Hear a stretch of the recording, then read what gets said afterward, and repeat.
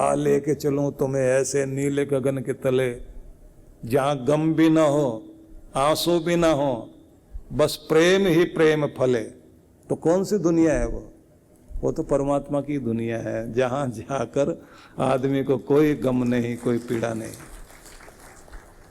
वो जगह तो परमात्मा की दुनिया है। तो उस जगह पहुंचने के लिए आप आए हो, और उसकी यात्रा शुरू होती है जब आप गुरु का सानिध्य मिल जाए। और फिर सत्संग भी आप चुन के करते हैं, क्योंकि कुछ लोग तो सत्संग में भी मनोरंजन ढूंढते हैं, कुछ चमत्कार ढूंढ रहे हैं, और कुछ वो जो आत्म उद्धार का रास्ता ढूंढ रहे हैं, इसी जन्म में मेरा कल्याण हो जाए, पाप ताप हटे और हम जीवों का कल्याण हो जाए। तो कहते हैं ये कृपा तब होती है जब भगवान अनेक जन्मों की साधना के साथ साथ फिर ऐसा कोई जन्म देता है जब आपके जीवन में फिर सत्संग शुरू हुआ, फिर गुरु आए, गुरु मंत्र मिला, नियम बन गए आपके, और नियम बनने के साथ अब आप भगवान के विधि विधान के अनुसार अपने आप को चलाने लग गए, सृष्टि के नियमों का पालन करते हैं। न खान पान बिगड़ता, न आपका व्यवहार बिगड़ता, न आपकी चेष्टाएं खराब होती, आपका कर्म सत्कर्म, आपके विचार सद्विचार, आपका आचरण सदाचरण, हर वचन भी आपका साधारण नहीं है, सद्वचन है सारी चीजें। क्योंकि सद्वचन तभी जब सत्संग है, सत का संग है, तो सत कर्म है, सद विचार है, सद चेष्टाएं हैं, सद आचरण है और सद गति है। तो गति भी साधारण नहीं है, सत्य वाली गति जो मुक्ति देती है, कष्टों से मुक्ति देती है।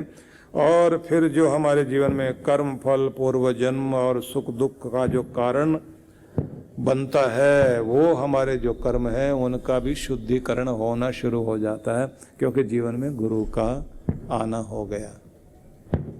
तो इसलिए ये सत्संग साधारण चीज नहीं है। और अगर कहें ये गुरु का संग हमको हम ही से मिलाने का काम करता है, हम तो खुद में खोए हुए थे, खुद को नहीं जान पा रहे थे कि तुम हो कौन, तुम हो क्या, तुम क्या पहचानने के लिए दुनिया में आए हो। खुद की पहचान जो कराए वो गुरु की शरण है। ये जीवन का बहुत बड़ा सौभाग्य कि हमें खुद से मिलने का मौका मिला। और गुरु के संग जब आप बैठेंगे तो कभी कभी ऐसा भी होता है कि गुरु बोल नहीं रहे, बस आप बैठे हैं सामने, तो शांत होकर बैठे हैं, तो गुरु का ओरा आपके साथ जुड़ गया है। गुरु और ईश्वर से संवाद जो करा दे उसी का नाम तो सत्संग है। मिलाप कराए, संवाद कराए, तो आप बैठे बैठे भी अंदर से बोल रहे हैं और गुरु सुन रहे हैं, और गुरु बोल रहे हैं और आप सुन रहे हैं, और दोनों चुप, दोनों चुप, दोनों बोल नहीं रहे। शेख फरीद और कबीर दोनों मिले थे काशी में, और भक्तों को तो ये लगा कि अब तो बड़ा आनंद बनने वाला है, बड़ी चर्चा होगी, बहुत सारी बातें होंगी सत्संग की, ज्ञान की, विज्ञान की। लेकिन सारी रात दोनों बैठे रहे, दोनों चुप, लेकिन दोनों के आंखों में आनंद, दोनों के चेहरे पर बहुत प्रसन्नता के भाव, दोनों के माथे पर शांति, अपूर्व शांति। सवेरे सब चेलों ने कहा महाराज घाटे का सौदा हो गया। ऐसे ज्ञानी गुणी जनों का संग मिले और वहां से कुछ पाए नहीं, हम लोग तो चुप बैठे रहे। दोनों ही हाथ जोड़ के विदा ले गए।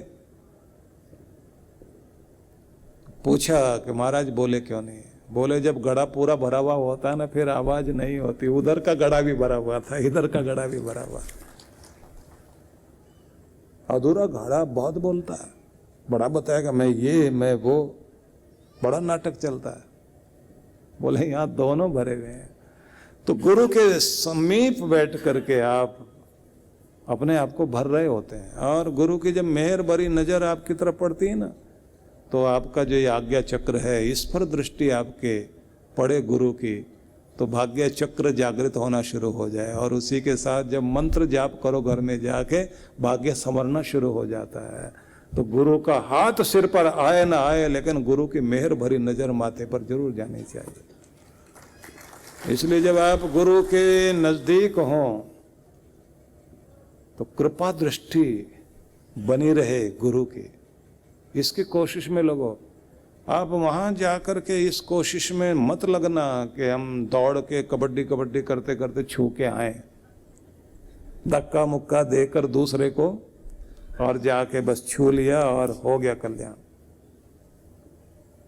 आप अपनी श्रद्धा से गुरु को, श्रद्धा भावना की जो तरंगे हैं जहां बैठे हैं वहीं से आप चरण स्पर्श करें, वहीं से आपकी भाव तरंगे पहुंचे, और गुरु अपने आशीर्वाद की तरंगों से आपको छुए, तो उसका अपना आनंद है।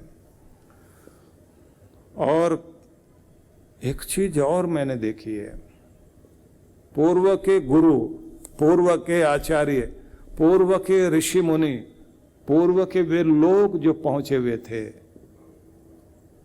उन सबसे मेल कराने का काम गुरु सत्संग में करता है। उन सब की चर्चा करके उन्होंने ये कहा, जैसे कभी जो है ना महिलाएं बैठी हों और वो जो घर की सबसे बड़ी महिला होती है वो बताती है हमारी सास माता ऐसे करती थी, और वो बताती थी उससे पहले उनकी सास ऐसे, हमारे घर में ये परंपराएं चलती थी, हमारे ये नियम चलते थे, हमारा उठना बैठना ऐसा होता था, हमारे यहाँ इतने आए गए लगे होते थे, उसके बाद भी किसी के चेहरे पर कोई दुख तकलीफ नहीं होती थी, सारा घर इकट्ठा रहता था, सारा घर मुट्ठी में रहता था, रिश्ते नाते वाले सब लोगों के साथ कितना प्रेम प्यार था, एक आवाज पर सारे हजारों लोग इकट्ठे हो जाते थे, इतना हमारे घर में जो है मेल मिलाप होता था। कभी ये महसूस ही नहीं होता था कि हमारे घर में हम सिर्फ इतने ही लोग हैं, हमें तो लगता था इतना बड़ा रिश्ते नातों वालों का परिवार हमारी ताकत है। तो ऐसे जो बताते हैं ना, तो एक बड़ी महिला बैठ के घर में बता रही है, तो ऐसे गुरु बताता है सत्संग में, हमारे पूर्व वाले ऐसे ऐसे करते थे, उन्होंने ये ज्ञान दिया, उन्होंने वो ज्ञान दिया। वो सारा ऋषि मुनियों का ज्ञान जो पुस्तकों के माध्यम से आप पढ़ने की चेष्टा करते हैं, गुरु के सामने तो वो साक्षात होकर शिष्यों तक पहुंचता है, और वो सत्संग में पहुंचता है। उन सब की चर्चा की जाती है, उनका नाम लिया जाता है। कभी ऐसे चर्चा होती है, जैसे एक बार हम लोग सिंगापुर में सत्संग कर रहे थे,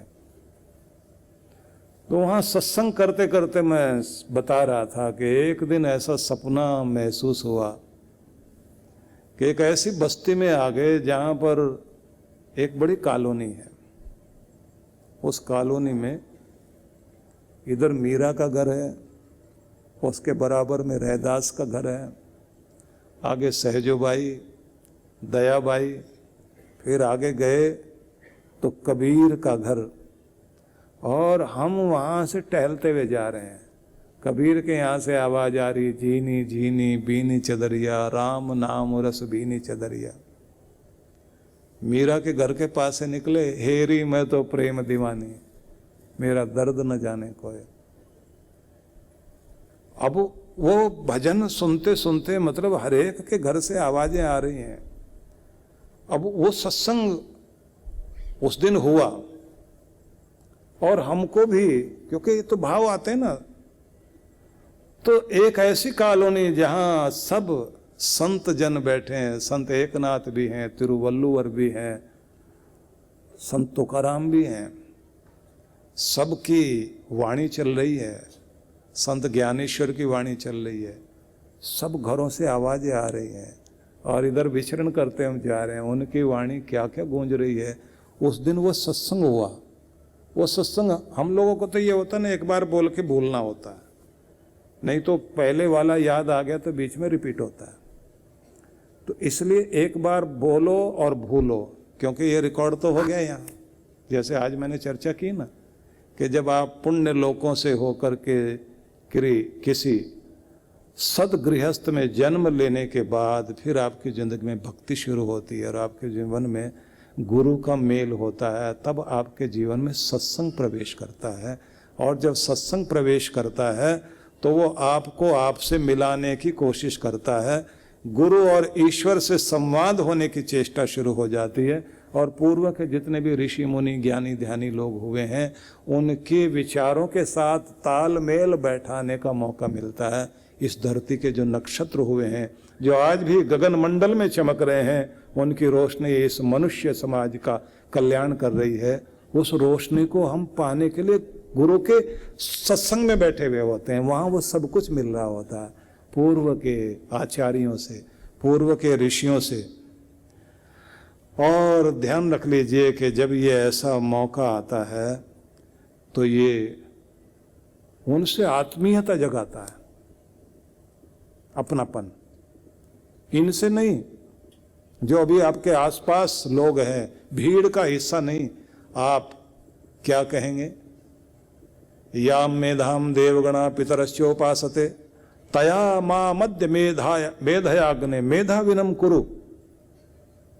मुझे वो बुद्धि दे भगवान जो पूर्व के आचार्यों के, ऋषियों के, मुनियों के, ज्ञानियों के पास थी, कि जिस बुद्धि से वो संसार को तर गए और परमात्मा आपको पा गए, बस वैसी अकल, वैसी समझ हमारी भी कर दे कि हम आपके हो जाएं और आपकी तरफ चल पड़े। ये प्रार्थनाएं जागने लगती है। हमें पूर्व के रहे हुए ज्ञानियों का संग दो।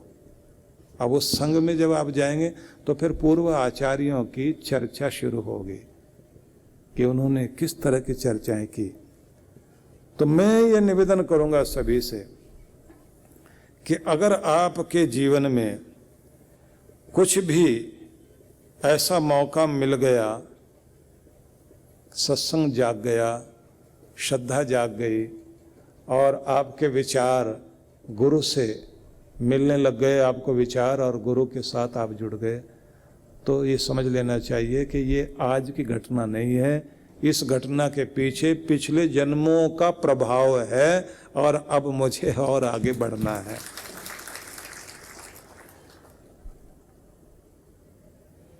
अब इस समय आपको जिंदगी की टेढ़ी मेढ़ी राह पर आसानी से चलने का रास्ता बताने वाला मिलता है। और जो चालाकी, लोभ, लालच, दुष्टता, धूर्तता की दुनिया है, उस दुनिया से प्यार की दुनिया में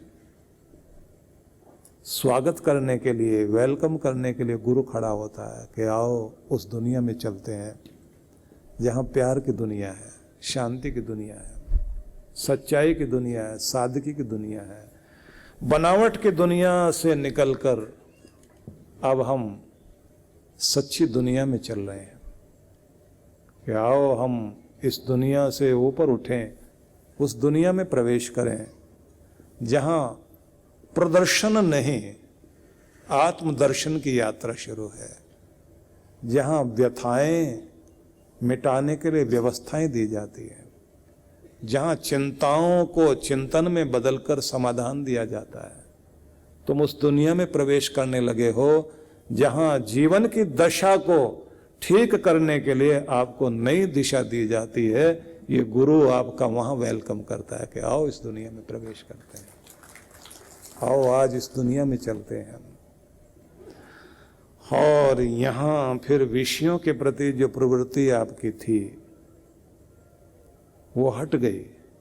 अब तो इन सारे विषय वासनाओं की दुनिया से ऊपर उठकर अपनी ऊर्जा का उपयोग करते हैं इस तरह जैसे कोई मोमबत्ती जितनी जलकर पिघलकर नीचे गिर गई, लगता है ये मोम बच गया, बाकी जल गया, लेकिन वास्तविकता और होती है।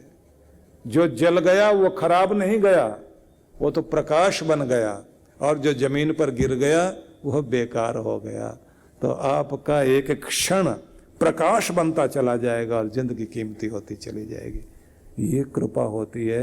भगवान कृष्ण कहते हैं कि तुम भक्ति के मार्ग पर चलते चलते ये कभी मत सोचना कि कहीं जीवन खराब तो नहीं हो गया। तुम्हारी यात्रा जारी है, तुम्हें फिर आगे से वहीं से वेलकम किया जाएगा, एक नई दुनिया तुम्हें मिलेगी। फिर गुरु जीवन में आएंगे, फिर सत्संग आएगा, फिर विचारधारा पवित्र होगी।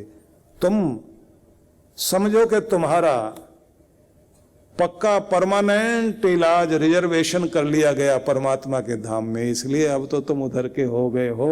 चलते चले जाओ, बढ़ते चले जाओ। बस एक काम जरूर करते जाना कि जैसे जैसे इस राह में लग जाएं, चिंतन भी हो, मनन भी हो, सब चीजें होनी चाहिए, लेकिन साथ साथ में सेवा जरूर हो। सेवा किस तरह की? कहीं किसी के काम आओ, कहीं किसी को राह दिखाओ, जो पिछड़ गए हैं उन्हें आगे लाओ, और जिनकी आंखों में आंसू भरे हैं, ऐसे जो भी तुम्हें दिखाई दे जाएं, उन्हें देख कर के कोशिश करो कि क्या मैं इनके आंसुओं को छीनकर मुस्कुराहट दे सकता हूं। अगर ऐसी कोई चीज भी आप करते हैं, वो सेवा है, और सेवा ये कमाल जरूर करेगी। जो आपकी साधना करती है ना, वही काम सेवा भी करती है। हनुमान जी ने दो चीजों को अपनाया। एक तरफ तो सेवा राम जी की, अपने स्वामी की सेवा, दूसरी तरफ नाम जपना, भजन।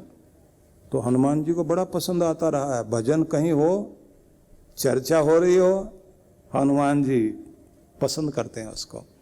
तो जो भी प्यारे हैं परमात्मा के, उन्हें इस बात का ध्यान रखना है कि इस उलझन भरी दुनिया के बीच आपको सेवा जरूर करते जाना है।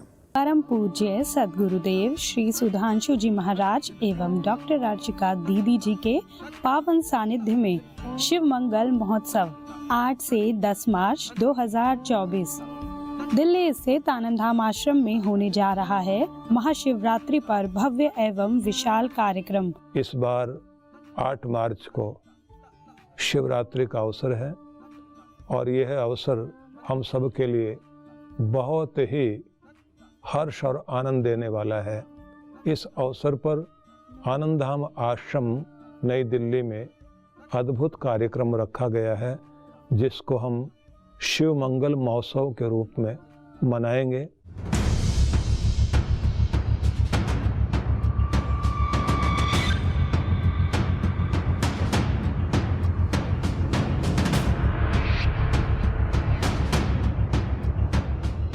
जिसमें भगवान शिव की विशेष कृपा प्राप्त करने के लिए होगा शिव ध्यान, घूम रहा है जो पार्थिव शिवलिंगों के साथ रुद्राभिषेक, महारुद्र यज्ञ एवं महाआरती। आप सभी इस कार्यक्रम में सादर आमंत्रित हैं।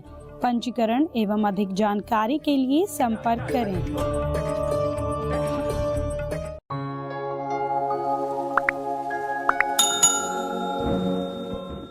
सद्गुरु श्री सुधांशु जी महाराज द्वारा मानव सेवा को समर्पित संस्था विश्व जागृति मिशन वर्ष 1991 से धर्म, समाज एवं मानवता की सेवा में संलग्न है।